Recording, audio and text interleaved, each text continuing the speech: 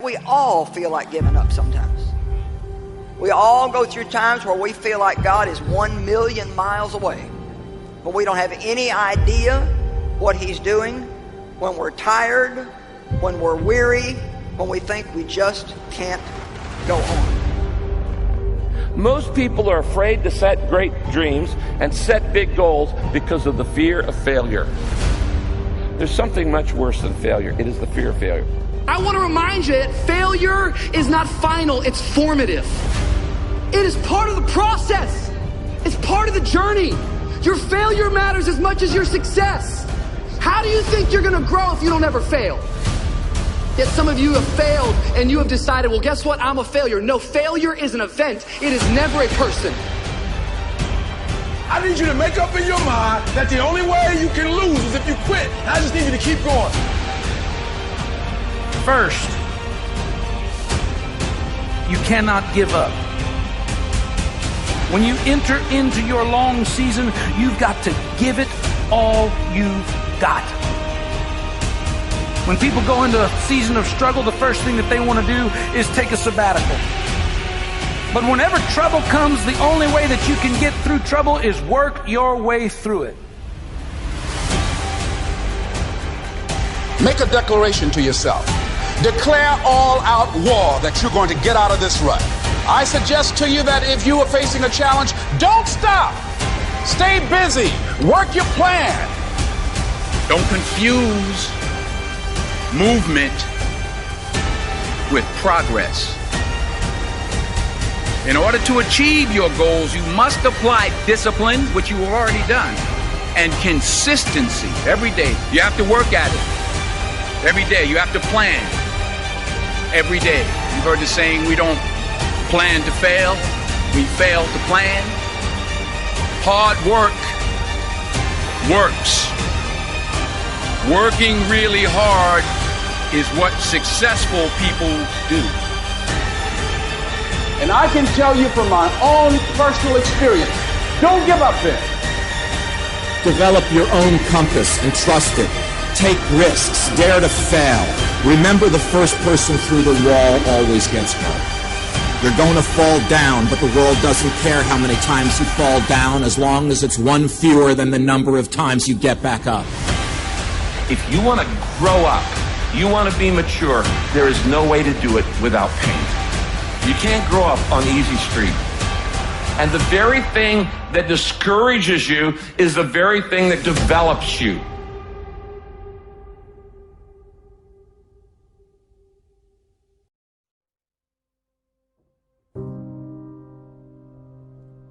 Make one room in your house as beautiful as possible. That's what I'm writing about now. I talked a lot already about the necessity of cleaning your room, which is, in some sense a foolish piece of advice because it seems so obvious, but it's not obvious at all. And you'll find if you try it, especially if you're in a household that's not very functional, that you'll encounter obstacles that you couldn't imagine existed while you're trying to put your life in order. And you can take your surroundings beyond order and move towards beauty, and that's unbelievably useful because, well, beauty calls people to their higher being, I would say, and to make friends with beauty is to introduce yourself very carefully to one of the mysteries of life that make it worth living. Now, we teach things that are generally not taught in school, as I already have said, but I want to talk about another little factor. 90% of the visits to medical doctors are directly or indirectly related to stress. 90%. My stress level, and I face as many deadlines as anybody you know. It's always a book production, a class I'm teaching, a seminar I'm presenting, and each one of them requires time and concentration. Example, how many of you feel like I've made this talk before? Can I see your hand, please? Several hundred times. I made it yesterday. You know what I did between yesterday and today? I spent over 6 hours getting ready for today. You see, I think it would be arrogant if I thought I could stand up and spit it out just because I did it yesterday or hundreds of times. That's arrogance. When you respond to life instead of react to it, react is negative. You get sick, go to the doctor, she gives you a prescription, says, see me tomorrow. You walk in the next day, she said, uh-oh, it's not working. We have to change the prescription. You get a little nervous. But if she smiled and said, hey, it's working. And so she's just responded, and you feel better because now you see some real hope in order to get ahead in life. Make friends with people who want the best for you.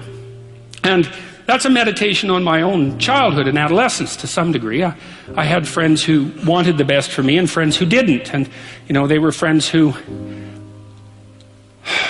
some of them were aiming up and some of them were aiming down. And if you have a friend that's aiming down and you do something that's aiming up, then they're generally not that happy about it. They try to top your accomplishment with one of their own, hypothetical or real, or put down what you're doing, or offer you a cigarette if you're trying to quit and you've kind of done that successfully, or a drink if you've been drinking too much and are trying to stop being an alcoholic, or they're cynical and bitter and devoted towards no good. And sometimes that's family members too, and sometimes it's even part of you, But this chapter is an injunction to people, is like you have an ethical responsibility to take care of yourself, you have an ethical responsibility to surround yourself with people who have the courage and faith and wisdom to wish you well when you've done something good, and to stop you when you're doing something destructive.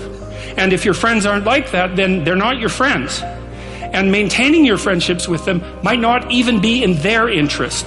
And so it's a tricky argument to make, because I'm not saying, whenever anyone's in trouble, you should, push them into a ditch and then give them a couple of kicks. That's not the idea. The idea is that, but I had a couple of rules I didn't write about. One was be careful about whom you share good news with, and another was be careful about whom you share bad news with. And those rules ring in people's minds quite quickly.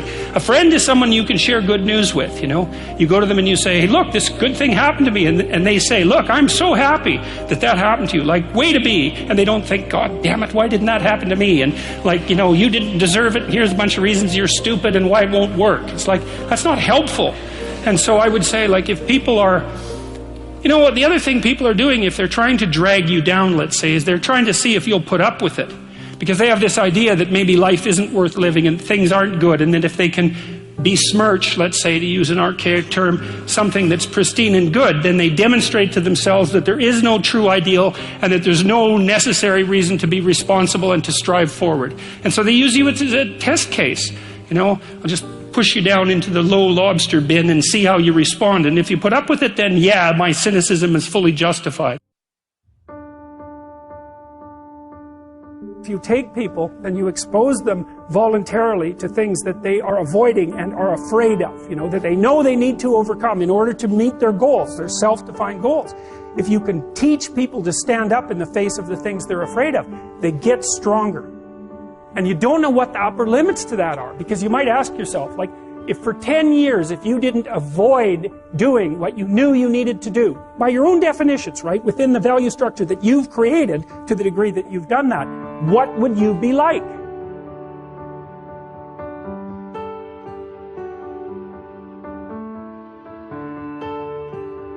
Greatness is not this wonderful, esoteric, elusive, God-like feature that only the special among us will ever taste. It's something that truly exists in all of us. It's very simple.